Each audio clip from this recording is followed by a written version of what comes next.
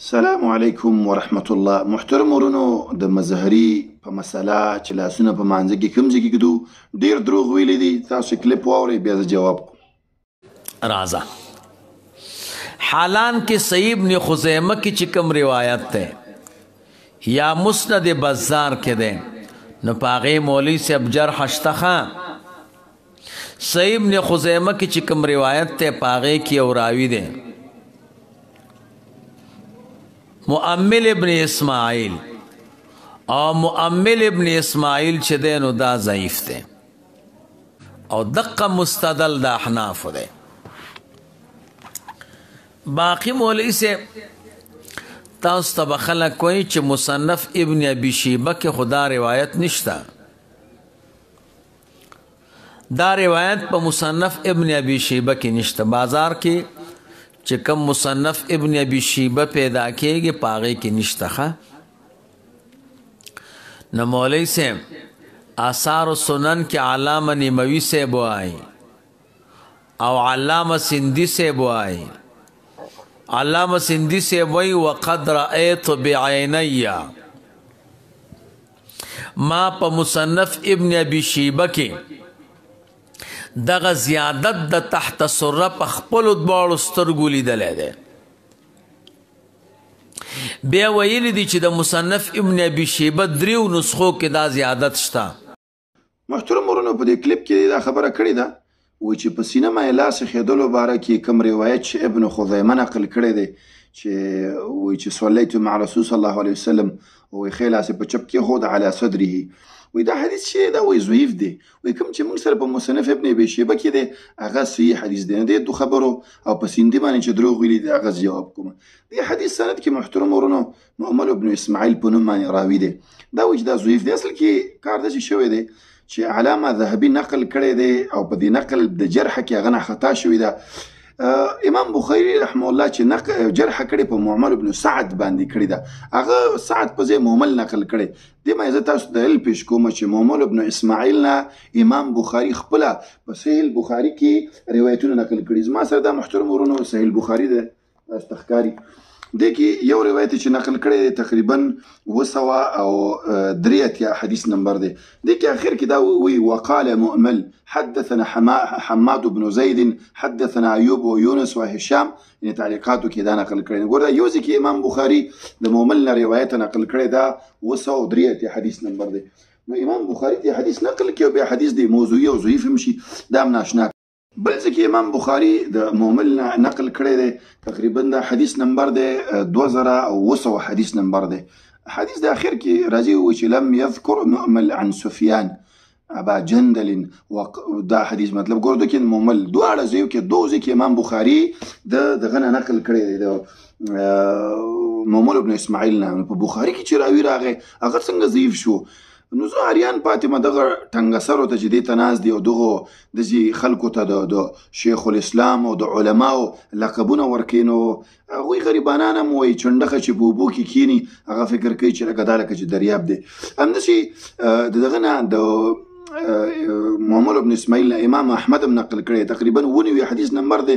وی حدثنا مؤمل او بیا بل راوي دی بل امام احمد زوی وی وقال ابو عبد الله عبد الرحمن وكان ابي اذا رضي عن انسان ويكلش انسان راضيو او يا بثقو اغنى بروايات نقل كاو يا انسان نبشي راضيو يا ثقه نقل كاو به. مسند احمد کی تقریبا 19 حدیث نمبر دی امام احمد نقل کړي، امام ترمذی ته نقل کړي، علي المديني ته نقل کړي دی.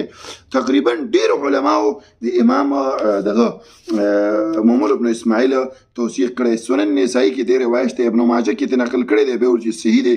حافظ میزی چې دی دینه روایت نقل کړي به ویل چې روایت صحیح دی. ډیر علماو چې دی دینه نقل کړي دی او بیا د روایت صحیح ویل دي.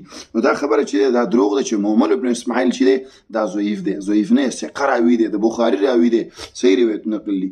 بل مسله چې محترم ورونو نقل کړي دا غدا ده. بل مسله چې محترم ورونو بیان کړي وي زموږ حدیث چې دی هغه صحیح دی او په کوم کتاب کې نقل لري سندن وایي صحیح دی دا وایي په دغه کې نقل لري. دا مصنف ابن ابي شیبه کې.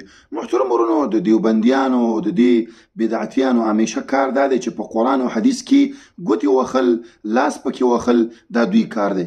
اصل کې کوم چاپ چې تاسو ته په دې سکرین باندې ښکاري دا د بیروت چاپونه دي، مختلف چاپونه دي. په دې کې دا لفظ نشته دی چې تحت سره. ویل ابن حجر نه دا نقل دی چې خیال هسې په چپ کې خوده. تحت سره لفظ چې دی دا تی نقل نه دی. دا چې کله په کراچۍ کې دا کتاب چاپ شو نو هغه کې د ظالمانو څه ورسره وکړه، د تحت سره لفظ یې ورسره اضافه کړه. اولین ځل چې د ابن ابي شیبه دا کتاب چاپ شو دا تقریبا په 1906 کې دی کې د برصغیر هندوستان کې دلته چاپ شو. هغه کې دا تحت سره لفظ نشته. بیا چې د کراچۍ نه اداره القرآن کراچۍ نه چاپ شو هغه کې تحت سره لفظ دی. ګوره په خپلو خبرو کې خپله وایي چې او تاسو ته اوس چې کوم ابن ابي شیبه میلاویږي په دې کې به تاسو ته دا لفظ میلاو نه شي.